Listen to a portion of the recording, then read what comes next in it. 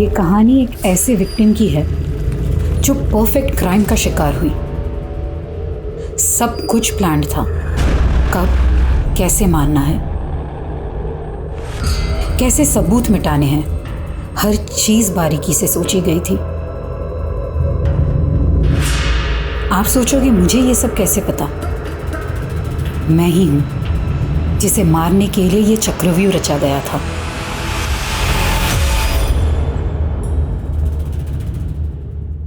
नमस्कार, मैं Divyanka Tripathi Dahiya crime petrol सतर्क विमेन अगेंस्ट क्राइम की श्रृंखला में आपका स्वागत करती हूँ। जिंदगी में अगले पल में क्या हो कोई नहीं जानता, लेकिन फिर भी हम हमेशा आने वाले पल के लिए फ्यूचर प्लान्स बनाते हैं, गोल सेट करते हैं, तैयारियों में लगे रहते हैं। लेकिन जिंदगी हमेशा चौंकाती है, कभी उम्मीद से ज्यादा दे देती है तो कभी उम्मीद से ज्यादा छीन लेती है।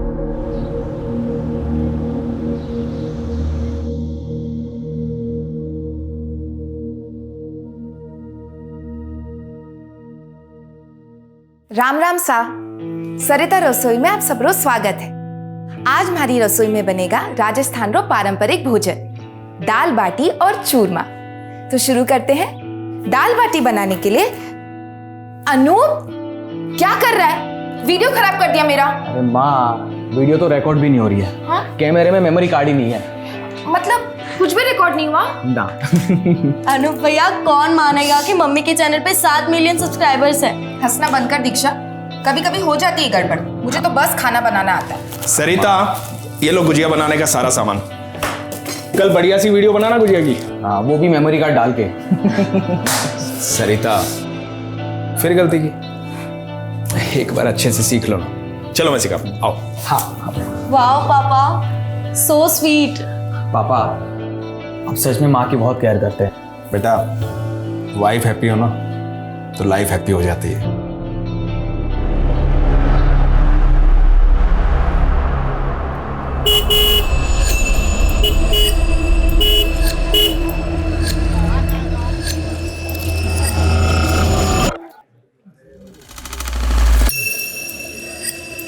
अरे हमको कुछ नहीं सुनना।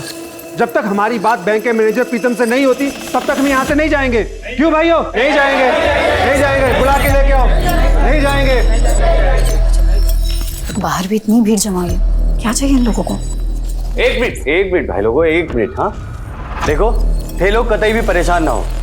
था का पैसा बिल्कुल सेफ है हमारा ही बैंक में। ऐसे फेक न्यूज पे विश्वास बिल्कुल भी ना करो। हाँ, और वैसे भी हमारे बैड लोन्स काफी कम हो चुके हैं, तो चिंता की कतई बात ना है। लेकिन हम रिस्क क्यों ले? हम रिस्क नहीं ले सकते। हमारी पूरी जिंदगी की जमा पूंजी इस बैंक में है। हमको हमारा अकाउंट खाली करना है। आप क्यों भाई करना है? सुनिए मेरी बात। मेरी बात सुनिए आप। पैसा चाहिए, आज ही चाहिए। आप मेरी बात। हे रुचिका, मुझे ना वो ओल्ड लोन्स की फाइल्स देखनी है, डेटा शीट प्रिपेयर करना है। बस 5 मिनट लगेंगे। अरे 5 क्या 10 मिनट ले, आजा। वैसे आज पब्लिक ने बहुत बवाल किया ना बैंक में। रोज रोज ऐसे चलेगा तो कैसे काम करेंगे? अरे तेरी लिपस्टिक स्मज हो गई है। हाँ चल तू आजा, मैं 5 मिनट में टचअप करके आती हूँ। हाँ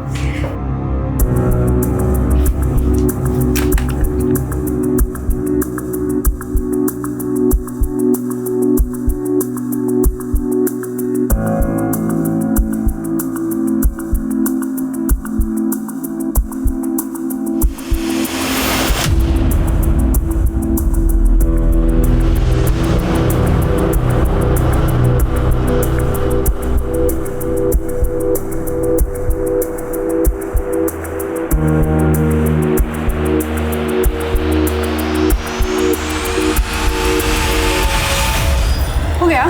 हाँ, थैंक यू।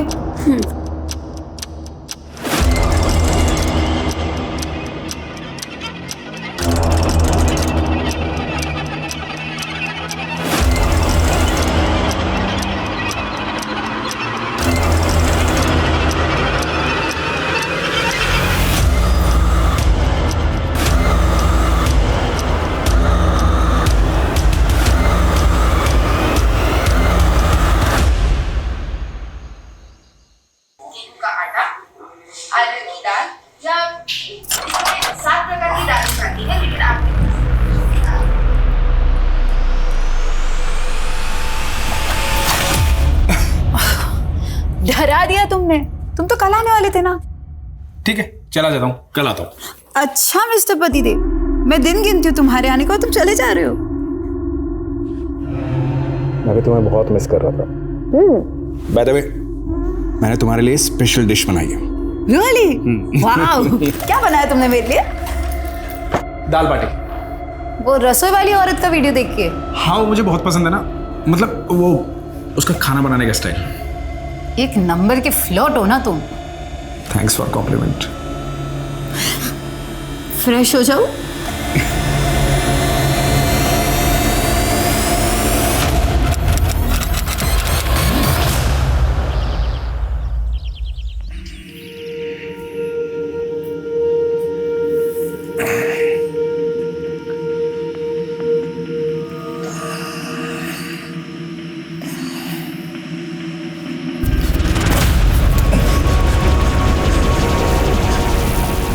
सरिता, ए सरिता, सरिता,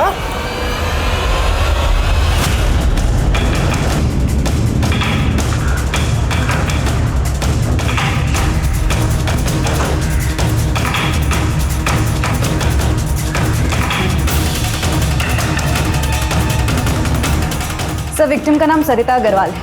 वो अपने पति नवीन और दोनों बच्चे दीक्षा और अनूप के साथ यहाँ रहती है। इंटरनेट पे कुकिंग क्लासेस चलाती थी जो कि बहुत पॉपुलर थी।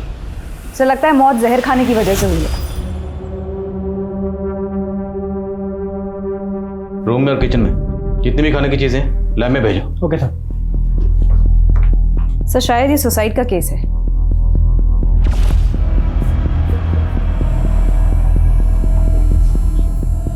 कल का कार्यक्रम, अगर किसी शख्स के जहन में खुदकुशी का ख्याल चल रहा हो तो कल की प्लानिंग करेगा। बॉडी को सबसे पहले किसने देखा? मेरे बेटे ने दरवाजा नॉक किया, तब मेरी आंख खुली थी सर। पापा, अनूप आ रहा हूँ।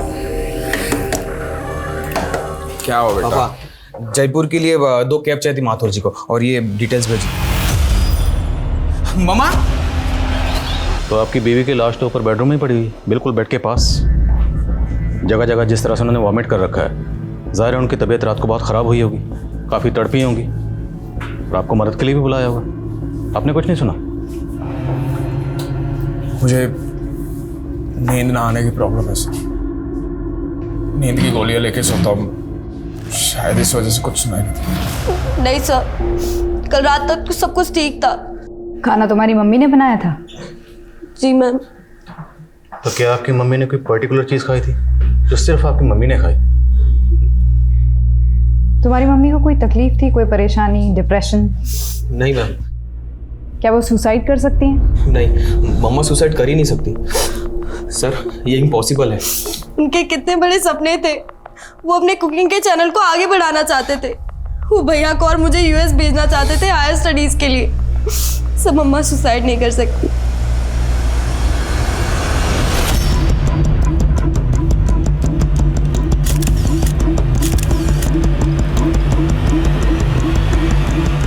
सरिता की मौत जहर की वजह से हुई थी। उसने जहर खुद लिया था या उसे दिया गया था? अभी इस राज से पर्दा उठना बाकी था। सरिता की मौत ने कई सवाल खड़े कर दिए थे कि क्या उसे नवीन की दोहरी जिंदगी के बारे में पता था, और क्या ये उसकी मौत का कारण था, या फिर इसके पीछे कोई बड़ा षड्यंत्र था। सरिता मर्डर केस की गुत्थी जितनी नजर आ रही थी उससे ज्यादा उलझी हुई थी। अभी इसे समझने में और सुलझाने में और बहुत वक्त लगने वाला था। Thank you so much. मैं भी आपसे बात करती हूँ। जैन सर। जय सर, सरिता केस में लैब से फोन आया था। उनकी इनिशियल टेस्टिंग में सरिता की बॉडी से एल्यूमिनियम सल्फेट के ट्रेसेस मिले। ये एक तरीके का पेस्टिसाइड है जो इस एरिया में काफी कॉमनली यूज होता है। पेस्टिसाइड? तो ये तो कंफर्म हो गया कि सरिता की मौत जहर खाने की वजह से हुई। अब सवाल ये है कि सरिता ने ये जहर खुद खाया या किसी ने ज़बरदस्ती खिलाया? सर, इस तरीके का पेस्टिसाइड आजकल घरों में नहीं मिलता। एरिया में जितनी पेस्टिसाइड की शॉप है या डीलर है, सब जगह इंक्वायरी करो, शायद कोई लीड मिले। जहर की गोलियां खाने की वजह से बीवी ने जान गंवा दी, और शौहर नींद की गोलियां खाकर सुकून से सोता रहा। बुलाओ इस नवीन को। Sir, pesticides? सर, सरिता ऑर्गेनिक फूड में बिलीव करती थी, पेस्टिसाइड्स क्यों खरीदेगी? तो किसने खरीदा? आपने? ये क्या कह रहे हैं सर आप? मेरी समझ में नहीं आ रहा सर। समझ में तो हमें भी नहीं आ रहा, आपकी बीवी बिल्कुल आपके बगल में सो रही थी, रात भर तड़पती रही, जगह जगह वोमिटिंग करती रही। तड़पते तड़पते उसने अपनी जान दे दी और आप चुपचाप सुकून से सोते रहे। आप नहीं समझेंगे सर, कितना आप सोच समझे इस बात का। बहुत प्यार करता था मैं सरिता से। दोनों मियां बीवी में किसी बात को लेकर झगड़ा या मनमुटाव? मम्मी पापा तो जैसे एक दूसरे के लिए बने थे, लड़ते हुए क्या, हमने तो उनको ऊंची आवाज में बात करते हुए भी नहीं देखा था। वैसे भी महीने में 15 दिन तो पापा बिजनेस ट्रिप पर होते थे। तुम्हारे पापा बिजनेस ट्रिप पर कहाँ जाते थे? ज़्यादातर कोटा, वहाँ पर उनकी ऑफिस की एक नई ब्रांच खुली थी। सर, एक छोटी सी रिक्वेस्ट थी। बोले। मेरे बच्चों से ज्यादा सवाल जवाब मत कीजिएगा। मैं तो सह लूंगा, लेकिन मेरे बच्चे अब तक अपनी मां की मौत का सदमा नहीं झेल पाए। Thank you.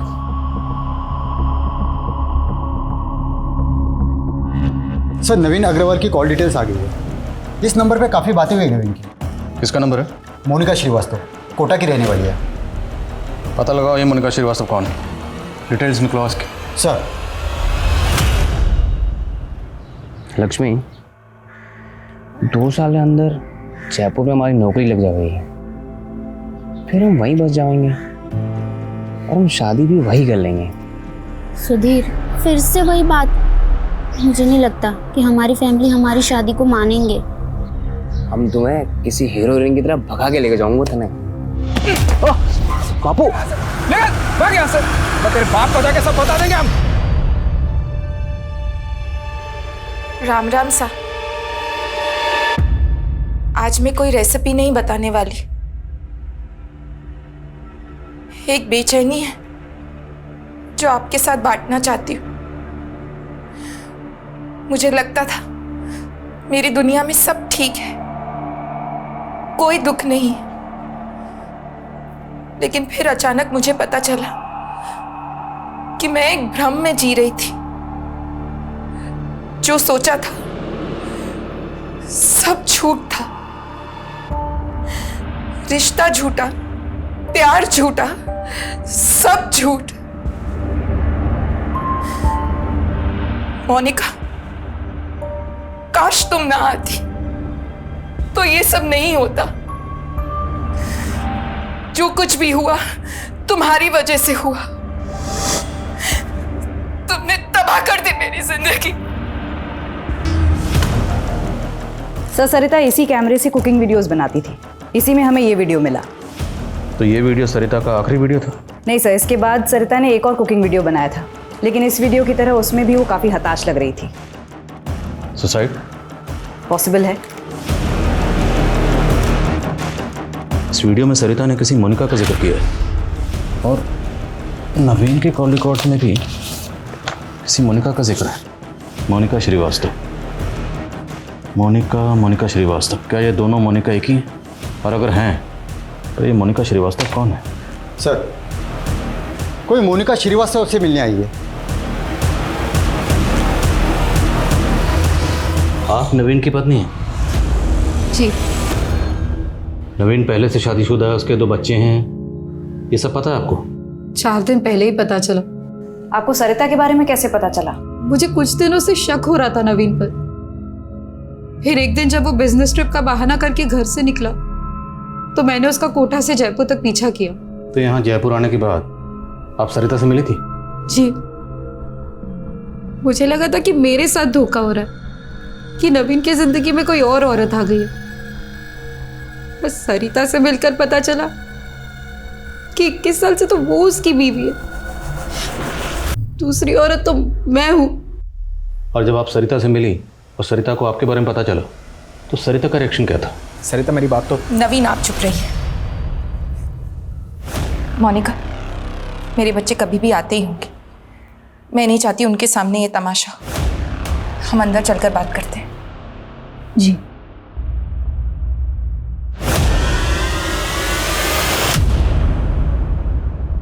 मैं तुम्हारा गुस्सा समझ सकती हूँ मोनिका, लेकिन मैं तय नहीं कर पा रही हूँ कि मुझे क्या करना चाहिए। मेरे बच्चों का क्या होगा? देखो सरिता, अगर तुम नवीन के साथ रहना चाहती हो तो मैं उसे तलाक दे दूंगी, और तुम्हारे रास्ते भी कभी नहीं आऊंगी।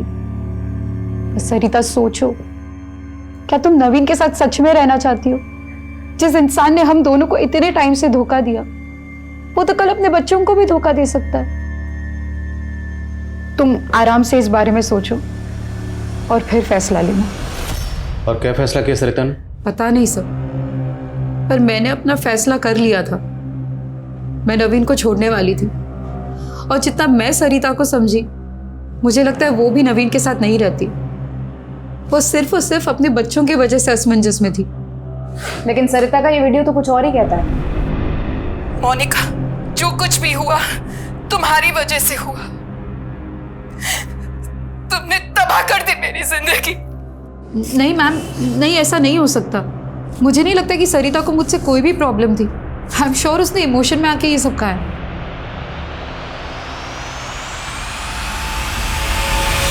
तुम बिल्कुल चिंता मत करो, मैं और तुम्हारे जीजा जी हमेशा तुम्हारे साथ है मोनिका।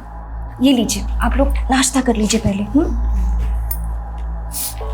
ये ले। हाँ नहीं दीदी। अरे अच्छा, कुछ दूसरा बनाओ तेरे लिए। बोल। भूख नहीं है ज्योति दीदी। कुछ दिनों पहले तक मैं कितनी खुश थी। एक पति था जो सिर्फ मुझसे प्यार करता था, वो तो चला गया, और ऊपर से ये पुलिस का चक्कर। सरिता ने भी अपनी वीडियो में मेरा ही नाम लिया। कहीं पुलिस मुझे इस चक्कर में फंसा। अरे मोनिका, बेकार फिक्र कर रही, ऐसा कुछ भी नहीं होगा, चिंता मत करो। और देख, सरिता की मौत की जिम्मेदार ना तू बिल्कुल नहीं है। हाँ, वो नवीन जरूर है, समझी? फिक्र मत कर, हम हैं। जीजा जी, अगर पुलिस मुझ पर ही अबेटमेंट ऑफ सुसाइड का चार्ज लगाती है, तो आप मेरा केस लड़ेंगे ना? अरे ये भी कोई पूछने वाली बात है? और ऐसा कुछ भी नहीं होगा, फिक्र मत करो। मतलब अगर ये पता चल जाता है कि सरिता ने खुदकुशी की थी, तो मोनिका को जेल हो जाएगी। अगर खुदकुशी साबित हुई तो, और फिर मैं हूं ना उसका केस लड़ने के लिए, मोनिका को कुछ नहीं होने दूंगा। अरे मुझे उस मोनिका की टेंशन नहीं है, मुझे ज्यादा टेंशन उस पुश्तैनी जायदाद की है जो इस मोनिका के नाम पर है। और अगर ये मोनिका जेल चली जाती है तो उन पेपर्स पर कौन साइन करेगा, बोलो? बहुत लालची हो रही हो तुम। हाँ, मतलब अपनी बहन मोनिका की फिक्र नहीं है तुम्हें, बल्कि उस प्रॉपर्टी।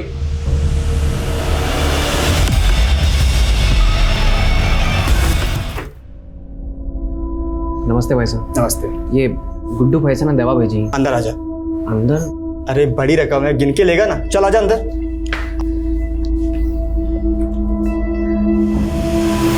रुक, वही भागना मत, रुक वहीं पे खड़े रहे। बॉक्स खोल। भाई साहब क्या? बॉक्स खोल। सीधी खोलता हूँ। ये देखिए साहब जी, मुझे नहीं पता इसमें ये क्या था साहब जी। ले चलो इसे। साहब जी मुझे गुड्डू भैया ने भेजा है, मुझे गुड्डू भैया ने दवाई दी थी साहब जी, मेरा इसमें कोई कसूर नहीं है साहब जी।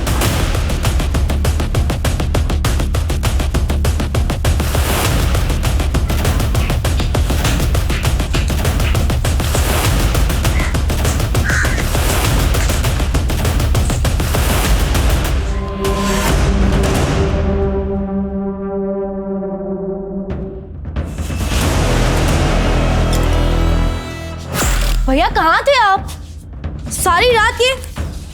ये क्या छुपा रहे हो आप? दिखाओ मुझे।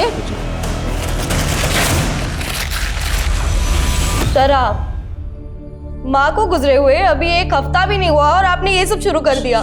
दीक्षा, मेरा बात करने का कोई मन नहीं है, कल बात करेंगे। और ये हाथ पर क्या हुआ आपको?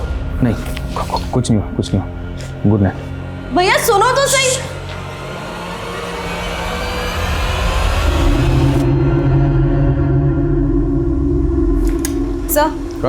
सर, सरिता की डिटेल पोस्टमार्टम रिपोर्ट आ गई है। रिपोर्ट के मुताबिक सरिता की बॉडी से पेस्टिसाइड का हैवी डोज मिला है, 3 टैबलेट्स जितना हैवी।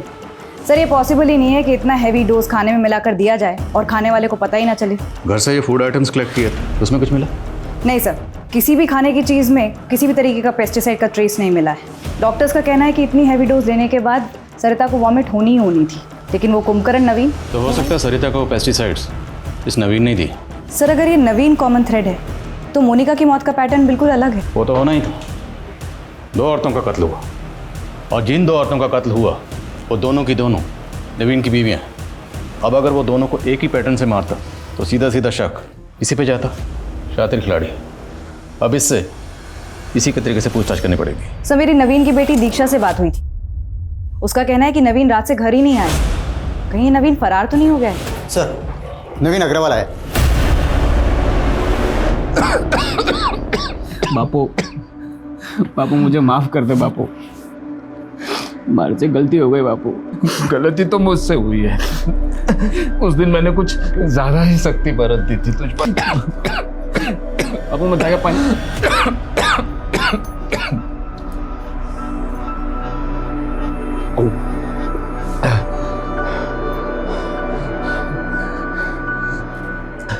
बेटा, ये पूनम है, मेरे स्वर्गवासी दोस्त की बेटी।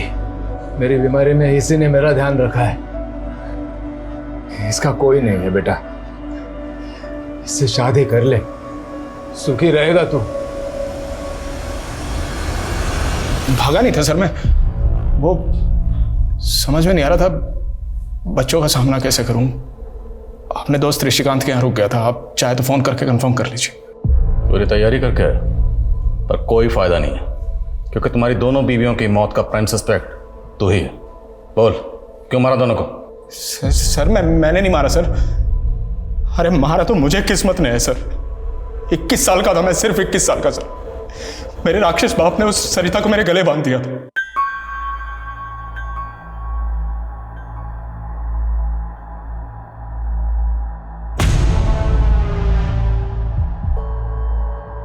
सरिता बहुत अच्छी थी, बुरी नहीं थी वो, बस मेरे टाइप की नहीं थी।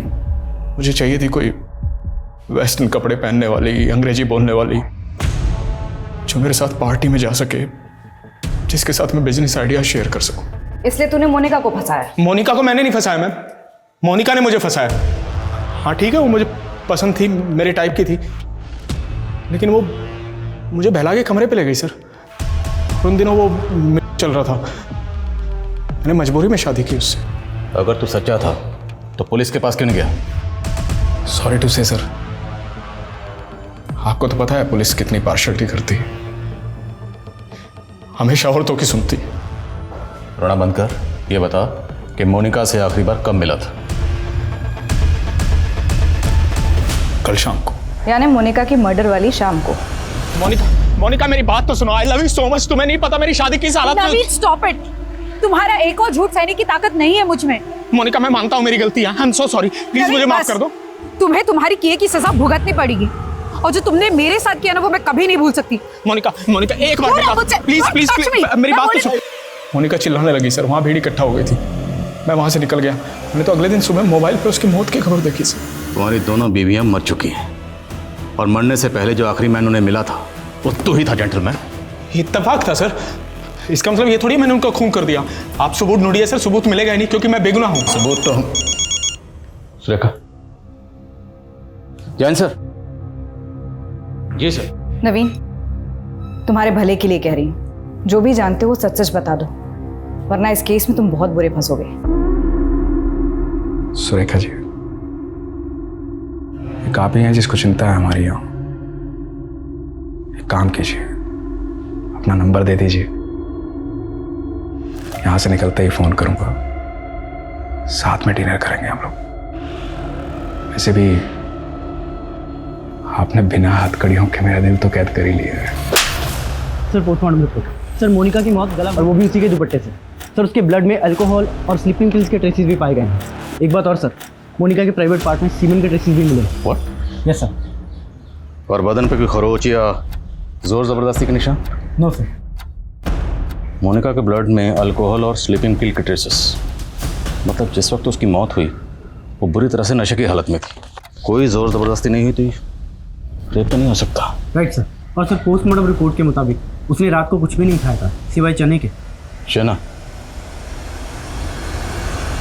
वैसे मोनिका तो अब रही नहीं, तो हम जमीन तो बेच सकते हैं ना।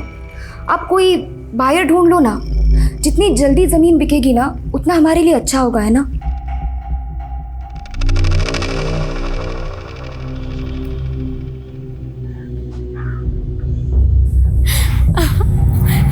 नहीं, मजा आ रहा है। नहीं नहीं नहीं।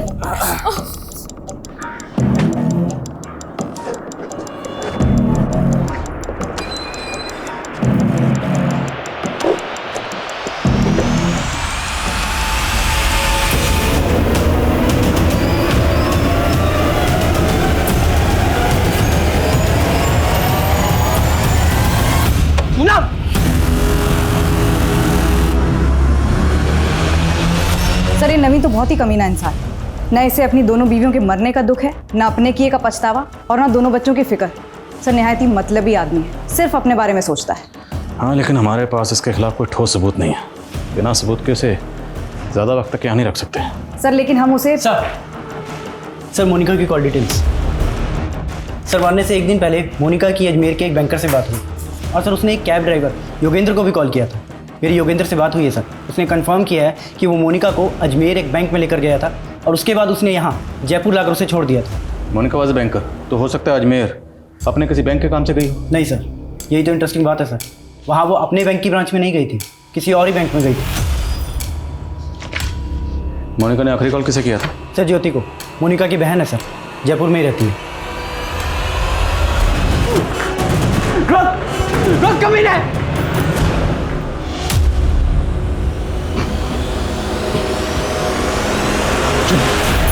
माफ कर दीजिए, गलती हो गई। क्यों किया तूने ऐसा? तुझे पता है मैं तुझे कितना प्यार करता हूं। बापू को वचन दिया था कि तुझे अच्छे से रखूंगा, और रख रहा हूं ना मैं। फिर तूने ऐसा क्यों किया? माफ कर दीजिए मुझे। शादी के पहले से जानती थी उसे, अचानक मिला तो बहक गई। माफ कर दीजिए, अब आइंदा नहीं होगा। मैम, मेरी बहन मोनिका बहुत ही भली थी। वो उस कमीने नवीन ने सब कुछ किया है। मैंने उसको बहुत मना किया मैम कि मत कर उससे शादी, पर उसने मेरी एक भी बात नहीं मानी मैम। मोनिका जब जयपुर आई थी तो आप लोगों के घर रुकी थी, फिर ऐसा क्या हुआ कि उसे यहाँ से जाना पड़ा? मोनिका को जब सरिता और नवीन के बारे में पता चला तो वो बहुत ज़्यादा अपसेट हो गई थी, और वो यहाँ पे हमेशा गुमसुम सी बैठी रहती थी। फिर एक दिन पता नहीं क्या हुआ, वो बोली कि मुझे अकेले रहना है। मैंने उसे रोकने की बहुत कोशिश की, लेकिन वो नहीं मानी। काश मैंने तब भी उसे यहाँ रोक लिया होता। बस कर पूनम, मत रो मत रो। मैंने तुझे माफ कर दिया पूनम, मुझे भी माफ कर दे पूनम। हम सब कुछ भूल जाते हैं पूनम।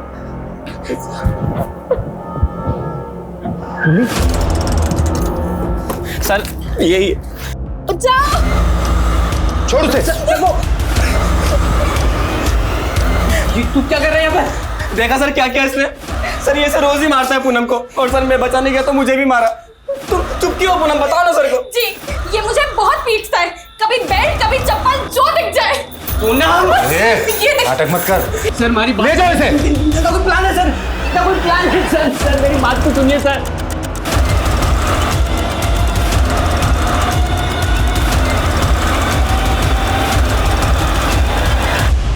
यस सर, मोनिका श्रीवास्तव आई थी यहाँ कुछ दिन पहले, लेकिन अपना लॉकर यूज करने आई थी सर। लॉकर में ऐसा खास क्या था? और ख़ास था भी तो उसने अपने बैंक के लॉकर में क्यों नहीं रखा? Sir, need to check the locker. Sir उसके लिए हायर अथॉरिटी से परमिशन लेनी पड़ेगी। ऑफ कोर्स, मैं आपके प्रोसीजर से वाकिफ़ हूँ। Thank you very much. मैं जल्द से जल्द परमिशन निकलवा के आता हूँ। Thank you so much.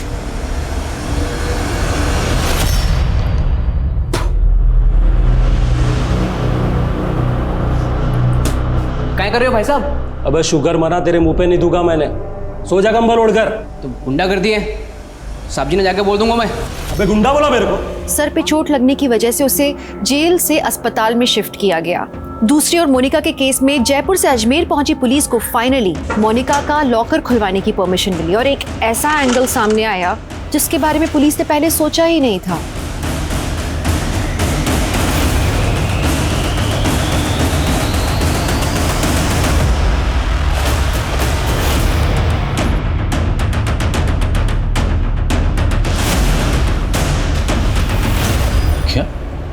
Monika एक विसल ब्लोअर थी? जी सर, मोनिका अपने बैंक में हो रहे एक स्कैम को एक्सपोज करने के लिए एविडेंस इकट्ठा कर रही थी। लगभग 1500 करोड़ के लोन्स नकली डॉक्यूमेंट्स पर अप्रूव हुए। पिछले 15 साल से सिर्फ छोटे छोटे अमाउंट का ये स्कैम हो रहा था, इसलिए लोगों की नज़र में नहीं आ रहा था। तो क्या मोनिका और सरिता के केसेस को आपस में कनेक्ट करके हम कोई गलती कर रहे हैं? क्योंकि मुमकिन है मोनिका के कत्ल के पीछे इस स्कैम में से कोई हो। सर, मोनिका को जिसने मारा वो उसे अच्छे से जानता था। मोनिका अपने बैंक में फ्रॉड कर रहे लोगों के साथ इतनी आसानी से नहीं जाती। करेक्ट, लेकिन अब हमें आईडी से कांटेक्ट करना होगा और ये सारा डाटा उन्हें हैंड ओवर करना होगा। Let them investigate.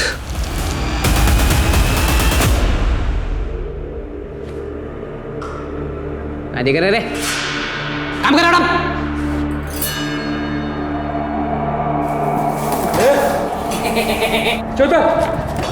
साहब मच्छर गड़ा, मच्छर मच्छर मच्छर मच्छर काट रहे हैं।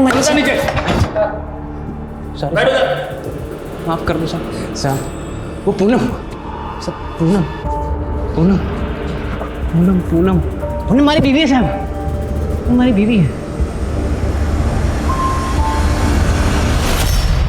इस स्कैम को एक्सपोज करने के लिए मोनिका ने अपनी जान खतरे में डाल दी।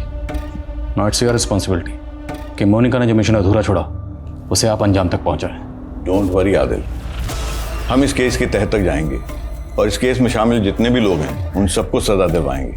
और ये सरकारी बैंक्स किसी रॉयल बिजनेसमैन की पर्सनल जागीर नहीं है। Justice will be done. Good luck. Thank you. आप लोग मुझे घर लेके जा रहे हो क्या? हाँ, घर लेके जा रहे हैं। मारो बस थोड़ा दिमाग खराब हो गया, बाकी में सब कुछ ठीक है मेरा।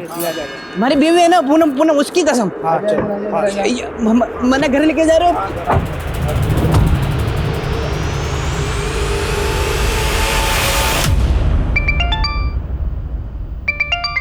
हाँ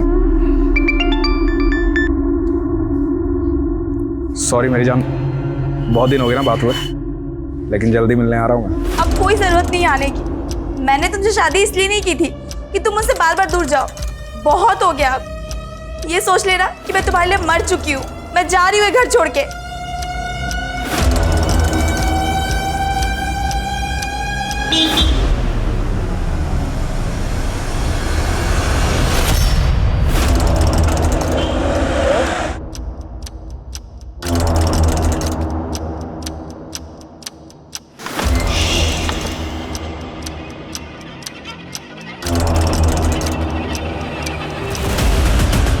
सर आप मेरी बात सुनिए सर, मैंने कोई स्कैम नहीं किया है सर। सर आप कहाँ लेके जा रहे हैं मुझे? सर मेरी बात तो सुनिए।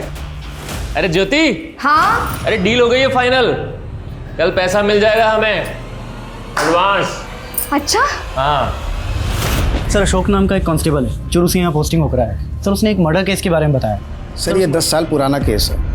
मेरी पोस्टिंग जयपुर में ही एक दूसरे थाने में थी। तब उस दिन जब मैं मोनिका की पोस्टमार्टम रिपोर्ट देख रहा था तो फ़ौरन मुझे ये केस याद आया। उसके इंटेस्टाइन में चने मिले थे, बियर की बोतल भी मौका वारदात पर मिली थी। विक्टिम के साथ सेक्स हुआ था, रेप नहीं। और जहाँ पर विक्टिम की बॉडी मिली थी उसे वहाँ नहीं कहीं दूसरी जगह पर मारा गया था, ठीक मोनिका की तरह। उस केस में मुजरिम पकड़ा गया था? नहीं सर।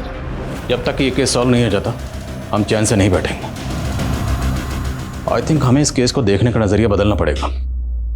शायद ये किसी सीरियल किलर का काम है जो अलग अलग औरतों को मारता है लेकिन एक सेम पैटर्न से। पिछले 10 साल में राजस्थान में जितनी भी औरतों का कत्ल सेम पैटर्न से हुआ है वो सारे केसेस खंगालो। Okay sir.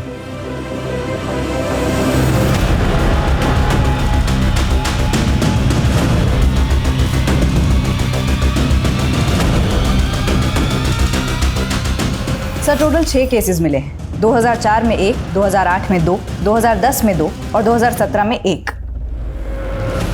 2004 में जिस लड़की का कत्ल हुआ उसकी उम्र थी 24 साल और 2008 में जिसका हुआ उसकी उम्र 28 साल। Correct sir. एक पैटर्न है। 2010 में जो लड़की मारी गई उसकी उम्र 30 साल और 2017 में जो लड़की मारी गई उसकी उम्र 37 साल। 2004 में उसने जो पहला कत्ल किया था अब लड़की की उम्र थी 24 साल। अगर हम ये मान लें सपोज कि उस वक्त उसकी उम्र भी 24 साल रही होगी तो 2008 में उसकी उम्र हुई 28 साल और सर अब तो उसकी उम्र लगभग 40 साल हो गई।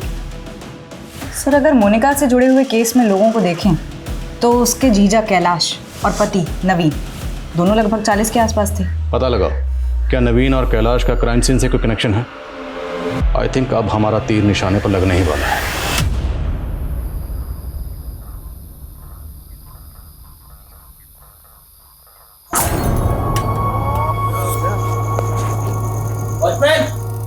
आया। हो क्या हुआ है?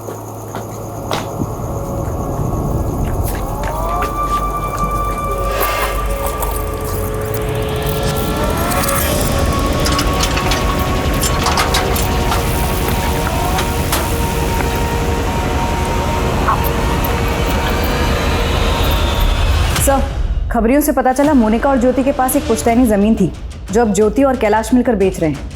बहन का गुजरे अभी 1 हफ्ता भी नहीं हुआ और ये ज़मीन बेचने की तैयारी में। बुला दो ना मियां बीवी को। सर देखिए, अब वो ज़मीन ज्योति की है और अगर हमें उसकी अच्छी डील मिल रही है तो उसको बेचने में दिक्कत क्या है सर? जब तक केस का फैसला नहीं आ जाता आप वो ज़मीन नहीं बेच सकते। और क्या पता मोनिका का कत्ल उस ज़मीन की वजह से ही हुआ। आप कहना क्या चाहते हैं? आपको लगता है कि हमने मोनिका को मारा है? क्या पता। सर, हमारा उसमें क्या फायदा? सबसे ज़्यादा फायदा तो आपका ही हुआ। पहले आप आधी ज़मीन की मालकिन थी, अभी आप पूरी ज़मीन की मालकिन हो। ये सब क्या कह रहे हैं? हाँ, 1 मिनट तुम शांत रहो, मैं बात कर रहा हूँ। सर अगर आपको ऐसा लगता है तो आप लोगों के पास सबूत क्या है? सुरेखा, एक आदमी लगाओ इनके पीछे, बोलो इनकी हर हरकत पे नजर रखें। सर एक्सक्यूज मी सर, 3 और मर्डर केसेस का पता चला है सर। सेम पैटर्न है, एक 2006 में हुआ था, एक 2014 में और एक 2018 में। 2006 में जिस विक्टिम का कत्ल हुआ उसकी उम्र थी 26 और 2014 में जिसका कत्ल हुआ उसकी उम्र थी 34 और 2018 में जिसका कत्ल हुआ उसकी उम्र थी 38। और सर 2006 में जिस लड़की का मर्डर हुआ था उसके मर्डर के जुर्म में एक योगेंद्र नाम के आदमी को अरेस्ट किया गया था। सर उसकी मानसिक हालत ठीक नहीं थी, उसे मेंटल असाइलम भेज दिया गया। वहाँ से वो कुछ के साथ फरार हो गया। सर आज तक पकड़ा नहीं गया। तो उस योगेंद्र की जेल अथॉरिटीज़ के पास कोई फ़ोटो वगैरह तो होगी? जी सर। सर ये अगर इसे मेंटल असाइलम भेजा गया तो जाहिर है इसके साइकोलॉजिकल टेस्ट भी होंगे। सर ये भी हो सकता है कि कोई इस योगेंद्र का पैटर्न कॉपी कर रहा हो। ये भी हो सकता है, लेकिन अब यहाँ तक पहुँचे हैं तो एक चांस तो लेकर देखते हैं। पता करो कि इस योगेंद्र का विक्टिम से क्या कनेक्शन है। और इसकी तस्वीर तकरीबन 14-15 साल पुरानी है, तो योगेंद्र आज कैसा दिखता होगा। सालों पुराने केसेस खंगाले जाने लगे, पुराने कैदियों से पूछताछ हुई, पुलिस की खोज का दायरा बहुत ज्यादा बढ़ चुका था। ये घास के ढेर में सुई ढूंढने जैसा था, लेकिन पुलिस डटी रही और उन्हें एक सुराग मिला। ये देखिए सर, इस वीडियो में मोनिका गाड़ी में जाती हुई दिख रही है। थोड़ा जूम करने पर गाड़ी का नंबर प्लेट और ड्राइवर का चेहरा साफ दिख रहा है। थोड़ा जूम कर।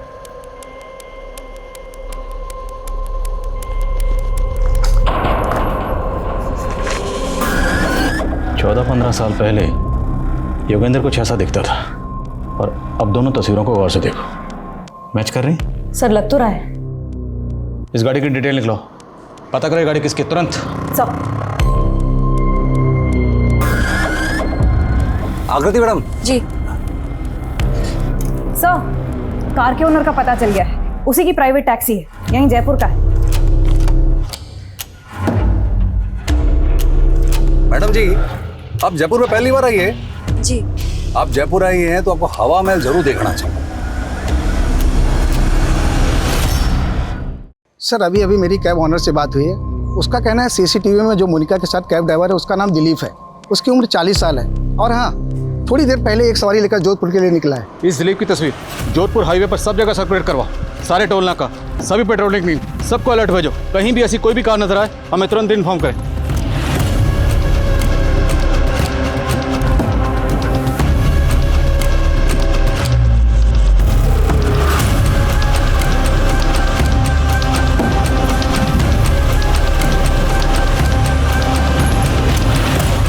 सर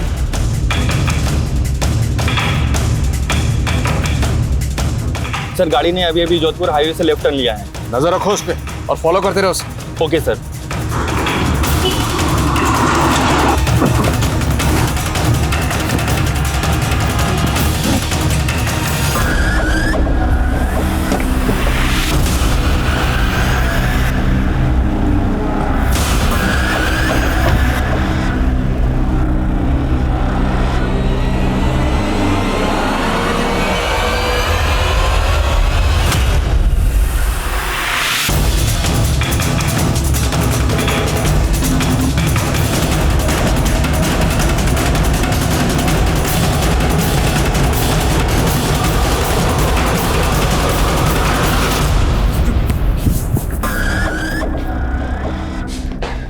योगेंद्र उर्फ दिलीप उर्फ सुधीर, पिछले 16 सालों में तुमने 9 औरतों को मारा और इतनी मेहनत से मैंने 18 लोगों को मारा, आप 9 गिरा रहे। अगर मैंने 9 को मारा तो बाकी क्या 9 आपने मारे। ये सबसे पहले शुरू हुआ है मेरी जो बीवी थी ना, पूनम ने मारे को धोखा दिया। उसने झूठे केस में जेल भेज दिया। ड्रग सप्लाई का इल्जाम तो पैसे ही था। तूने पूनम को मारा बदला लेने के लिए, बाकी औरतों को क्यों मारा? मेरा बदला कहां पूरा हुआ था? ये सारी औरतें ऐसी हैं। And throw.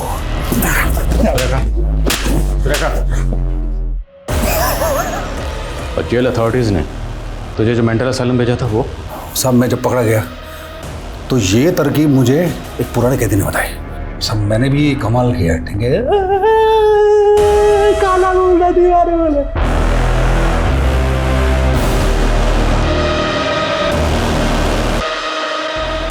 तूने हमेशा अपनी उम्र की औरतों को मारा, ऐसा क्यों? नहीं, ऐसा नहीं है। जो जहां मिलती गई पटाता गया, मजे लेता गया, मारता गया, लेकिन सब में एक चीज कॉमन थी। ये या तो अपने पति से परेशान थी, या बॉयफ्रेंड से ब्रेकअप था, या अकेली थी। मोनिका किधर? मोनिका को मैं पहली बार मिला जयपुर से अजमेर के रास्ते में। उसने कैब हायर की थी। वो आगे वाली गाड़ी का पीछा करना। मारे को वो पहली बार में पसंद आ गए थे, लेकिन उसके पति ने उसके साथ धोखा किया था तो वो बहुत उदास थी। पति की जासूसी कर रही थी। मैंने उसको बहुत हंसाने की कोशिश की, लेकिन बात नहीं बनी। फिर एक और दिन मौका हाथ लगा।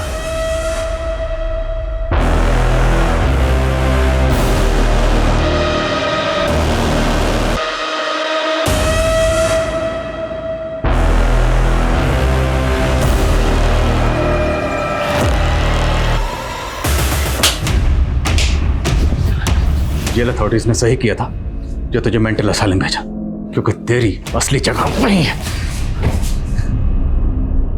सुधीर अभी पुलिस की हिरासत में और जल्दी ही उसके खिलाफ कोर्ट में चार्जशीट फाइल की जाएगी। साइकोलॉजिकल मैपिंग की मदद से पुलिस इस अजम्पशन पे पहुंची कि सरिता, लेकिन ये सिर्फ एक अनुमान है, क्योंकि उस रात वहां क्या हुआ ये कोई नहीं जानता। उस रात वहां सिर्फ 2 लोग मौजूद थे, एक नवीन जो हैवी डोज स्लीपिंग पिल की लेके सो रहा था, और दूसरी सरिता जो हमारे बीच में है ही नहीं। दूसरी तरफ मोनिका एक इंडिपेंडेंट और बहादुर लड़की थी। उसने 1500 करोड़ के स्कैम का खुलासा किया। समझ ये नहीं आता कि मोनिका जैसी समझदार लड़की उस सुधीर के झांसे में आई कैसे। इसका एक कारण ये हो सकता है कि मोनिका मानसिक रूप से डिस्टर्ब थी। उसने अपने पति और बहन से धोखा खाया था, और इसी नाजुक हालत में वो सुधीर की बातों में आ गई। और सुधीर, उसको अपने किए का जरा भी पछतावा नहीं था। वो पूरी औरत जात से ले रहा था। एक बेसिर पैर की बात सुधीर के मन में घर कर गई, उसका जुनून बन गई, उसे जुर्म की ओर ले गई, जिसका खामियाजा 18 मासूम औरतों को भुगतना पड़ा। आप जानते हैं हमारे देश में मानसिक स्वास्थ्य पर खास ध्यान नहीं दिया जाता है। जरूरी है कि पीड़ितों को, यहाँ तक कि मुजरिमों को भी वक्त रहते नियमित रूप से मनोचिकित्सकों की सलाह दी जाए, तो आप स्वस्थ रहें, सुरक्षित रहें। इसी आशा के साथ मैं दिव्यांका त्रिपाठी दहिया अब लेती हूँ आपसे विदा। फिर मिलूंगी एक नए केस के साथ। तब तक देखते रहिए क्राइम पेट्रोल, सतर्क, विमेन अगेंस्ट क्राइम। एक औरत परिवार, अब हर औरत का भार। जय हिंद। क्राइम पेट्रोल के और भी दिलचस्प कहानी देखने के लिए हमारे चैनल को सब्सक्राइब करें और बेल आइकॉन दबाना न भूलें।